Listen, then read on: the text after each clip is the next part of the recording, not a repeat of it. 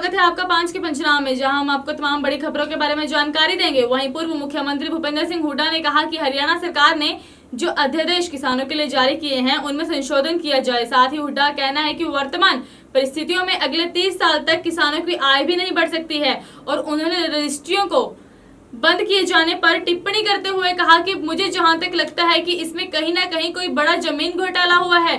साथ ही भूपेंद्र सिंह हुड्डा का कहना है कि सरकार को चाहिए कि किसानों की आय दोगुनी करने का जो काम है वह करे। उन्होंने कहा कि लागत से 50% अधिक मूल्य किसानों को मिलना चाहिए। देखिए, जो अध्यादेश आए हैं उनसे खासतौर पे हरियाणा और पंजाब के किसानों को तो लाभ होने वाला नहीं।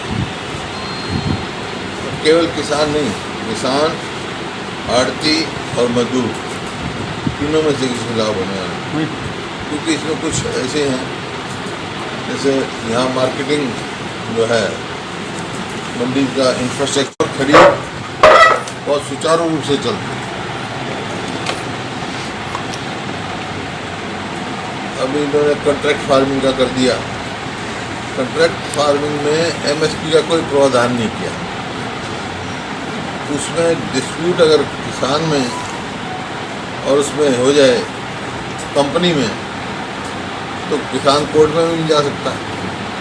अगर कंपनी को लगेगा भाई ये मेरे को नुकसान है, तो कोई ना कोई अड़चन ला के किसान के हितों में लगेगी, अहित होगा, क्योंकि उसमें एमएसपी का प्रावधान नहीं है। और यहाँ छोटे किसान, अब ये कहना किसान कहीं भी अपना फसल ले जा सकता है। छोटे किसान कोई 4 एकड़ का है, कोई 5 एकड़ का है, कितना पैदावार, तो मैं समझता हूँ इसका कोई लाभ नहीं। जो मकसद जो है, जो इन्होंने कहा कि 2022 तक हम किसान की आमदनी दुगनी कर देंगे, तो इनसे दुगनी होने वाली नहीं है। अगर किसान की आमदनी दुगनी करनी है तो उसके केवल 2 ही तरीके हैं, तीसरा कोई तरीका नहीं है। एक तो किसान की पैदावार बढ़ाई जाए, अच्छा बीज देकर, खाद अच्छा, पेस्टिसाइड्स अच्छे तौर तरीका इक्विपमेंट देकर लेटेस्ट उससे उसकी पैदावार बढ़ाई। जो आज ग्रोथ है, रेट है, उसके हिसाब से 30 साल तक भी दुगनी आमदनी होगी। दूसरा भाव है।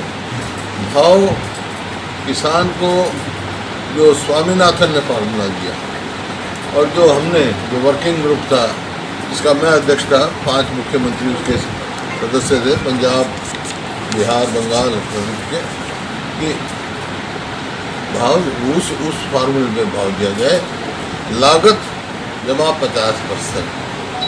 वहीं पंचकुला के रेड विश्व में मोहाली के एक बिजनेसमैन ने फंदा लगाकर खुदकुशी कर ली। खुदकुशी के पीछे हिंदुस्तान पेट्रोलियम के अधिकारियों की ओर से पेट्रोल पंप मालिक गुरकृपाल सिंह चावला को हराश करना बताया जा रहा है। बता दें, पुलिस को शव के पास से 8 पेज का एक सुसाइड नोट भी मिला है, जिसमें मृतक ने अपने सुसाइड करने का कारण बताया है।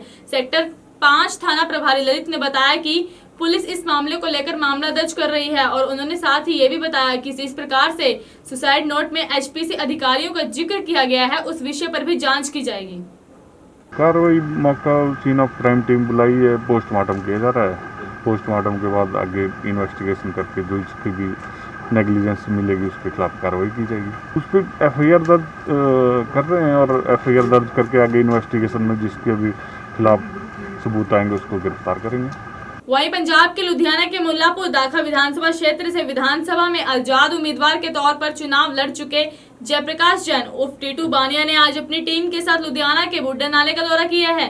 साथ ही वहां से उन्होंने बुड्ढा नाले के पानी के नमूने एकत्र भी किए हैं, जिसे लेकर वह 27 तारीख को डीसी लुधियाना के सामने पेश होंगे। इस दौरान टीटू बानिया ने कहा कि रवनीत सिंह बिट्टू को भी अपना वादा याद रखना चाहिए। अब चुनाव को सिर्फ 1.5 साल ही रह गए हैं, इसलिए वह अपना वादा याद करें। उन्होंने आरोप लगाया कि जो जनता के चुने हुए नुमाइंदे हैं वह जनता की समस्याओं पर ध्यान नहीं दे रहे हैं, इसलिए उन्हें इस तरह अपना प्रदर्शन करना पड़ता है। सब तो पहला वाहिगुरू जी का खालसा वाहिगुरू जी की फतेह। अज असी बुढ़े नाले के नमूने लैके 27 तरीक को डीसी सामने पेश होवांगे, क्योंकि सानू लगता वा भी डीसी साहब को टाइम है बुढ़ा नाला देखने वास्ते, क्योंकि आह बुढ़ा नाला काफ़ी लंबी बीमारी है साडे वास्ते। ਲੋਕਾਂ ਦਾ ਟੈਕਸ ਰੂਪੀ ਪੈਸਾ ਆ ਖਾ ਰਿਹਾ ਵਾ ਤੇ ਅਸੀਂ ਸਰਕਾਰਾਂ ਨੂੰ ਬੇਨਤੀ ਕਰਦੇ ਹਾਂ ਤੇ ਰਵਨੀਤ ਬਿੱਟੂ ਜੀ ਨੂੰ, ਜਿਨ੍ਹਾਂ ਨੇ ਵਾਅਦਾ ਕੀਤਾ ਸੀਗਾ ਵੀ ਬੁੱਢਾ ਨਾਲਾ ਅਸੀਂ ਸਾਫ਼ ਕਰਵਾਵਾਂਗਾ। ਮੈਂ 3 ਸਾਲਾਂ ਦੇ ਵਿੱਚ ਅੱਜ ਮੈਂ ਰਵਨੀਤ ਬਿੱਟੂ ਜੀ ਨੂੰ ਚੇਤੇ ਕਰਾਉਣ ਆਇਆ ਵਾਂ ਵੀਰੇ ਵੀ 1.5 ਸਾਲ ਹੋ ਗਿਆ, 1.5 ਸਾਲ ਬਾਕੀ ਆ ਵੀ ਇਹਨੂੰ ਛੇਤੀ साफ करो ताकि इत्थे पिकनिक स्पॉट बनाया जाए। कुरुक्षेत्र के मल्टी आर्ट कल्चरल सेंटर में सांसद नायब सैनी की अध्यक्षता में जिला विकास निगरानी समिति की बैठक में खेल मंत्री संदीप सिंह, विधायक सुभाष सुधा, मेवा सिंह सहित समस्त जिला प्रशासन मौजूद रहे हैं। इस बैठक में 12वीं कक्षा की परीक्षा में जिले के टॉपर्स को भी सम्मानित किया गया है। वहीं बैठक में बिना होमवर्क करके आए अधिकारियों को लताई लगाई गई है। खेल राज्य मंत्री संदीप सिंह ने बताया कि इस बैठक में सरकारी स्कीम्स रिव्यू किया गया और किस वर्ष में क्या क्या योजनाएं आई और क्या क्या कार्य पेंडिंग है, बड़े बड़े विस्तार से चर्चा हुई है। और उन्होंने कहा कि कोरोना काल में उत्कृष्ट कार्य करने वाले लोगों को सम्मानित भी किया गया है। आज मीटिंग में क्या देखिए, सेंट्रल गवर्नमेंट से जो स्कीम्स हैं उसके बारे में क्या कहाँ रिव्यू लिया है और लगातार चल रहा है कि कौन कौन सी ईयर में क्या क्या योजनाएं आई थी और उसका कहाँ तक क्या क्या काम पेंडिंग है उसकी रिगार्डिंग मीटिंग। और पूरे ज़िले के अंदर हमारे माननीय member of parliament Nayab Saini ji थे, हमारे विधायक स्थानीय स्तर के और हमारे लाडवा से थे और साहब हमारे सभी एसडीएम जो सभी जितने भी अधिकारी यहाँ पर मौजूद और उसमें रिव्यू हुआ। और बाकी यहाँ पर जिन्होंने कोरोना के अंदर कुरुक्षेत्र जिले में बहुत अच्छा काम किया है, लोगों की सेवा की, उनको सम्मानित किया। साथ ही उन बच्चों को सम्मानित किया जिन्होंने सरकारी स्कूल में पढ़कर स्पेशली ज़्यादा और प्राइवेट स्कूल में पढ़कर जिन्होंने अभी +2 के एग्जाम में अव्वल नंबर पर अच्छे नंबर पर। वहीं लुधियाना में केंद्रीय विद्यालय में पढ़ने वाले विशेष छात्र सक्षम ने सभी मुश्किलों को हराते हुए प्रथम रैंक हासिल किए हैं। सक्षम आम बच्चों की तरह नहीं पढ़ पाता और सॉफ्टवेयर की मदद से लैपटॉप व मोबाइल पर ही पढ़ता है। सक्षम ने बताया कि वह मोबाइल और लैपटॉप की मदद से सुनकर पढ़ाई करते हैं और मुश्किल होने पर लगातार उसे सुनता ही रहता है। माँ उनकी पढ़ाई पर पूरा ध्यान देती हैं और अब वह IAS बनना चाहते हैं, जो उनके माता पिता का भी सपना है। इसके अलावा उनका म्यूजिक में भी इंटरेस्ट है। तो बहुत ज़्यादा थी, नो डाउट। बट सर जो सक्सेस है वो तो मैं यही कहूँगा कि मेरी खुद की नहीं है। सबसे बड़ी जो सक्सेस में मेरा रोल है, फर्स्ट रोल है, वो मेरी मम्मा का है। तो ये सक्सेस में मेरा बहुत छोटा सा रोल है। मैं तो बस एक हार्ड वर्कर और स्ट्रगलर था। बट सर उन्होंने तो मेरे को बहुत ही ज़्यादा ऊपर लेके जाने में उन्होंने मेन जो रोल था वो उन्होंने निभाया। मेरे मम्मा का सबसे बड़ा रोल है, क्योंकि वो उन्होंने हर एक सब्जेक्ट की तरफ उतना ही ध्यान दिया जितना कुछ हम इम्पोर्टेंट सब्जेक्ट की तरफ देते हैं।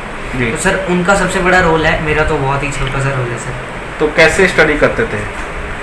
सर स्टडी करने के लिए मैं वैसे मतलब मेरे को मम्मा ही पढ़ाते हैं। स्कूल से जब मैंने आना तो मम्मा ने मेरे को पढ़ाना है। तो सर हम रोज़ बैठते थे, रोज़ बहुत ज़्यादा सेटिंग देनी पड़ती थी, तब जाके एक चैप्टर मेरा कंप्लीट होता था जाके। तो सर ऐसा है कि जैसे अब हम बात करते हैं बाकी बच्चों की, तो सर बाकी बच्चे तो उसको जो चीज़ हम देखते हैं वो हमें जल्दी याद हो जाती है। तो सर मेरे को करना पड़ता है सुन के, तो मेरे को ज़्यादा टाइम लगता है। तो रिकॉर्डिंग मेरे मम्मा अदरवाइज़ रिकॉर्डिंग कर देते थे, और नहीं तो अगर कुछ नहीं समझ आता तो उसको 6-6 घंटे सेटिंग्स। 5 का पंचनामा देखने के लिए दीप एक्सप्रेस न्यूज़ को लाइक एंड सब्सक्राइब कीजिए।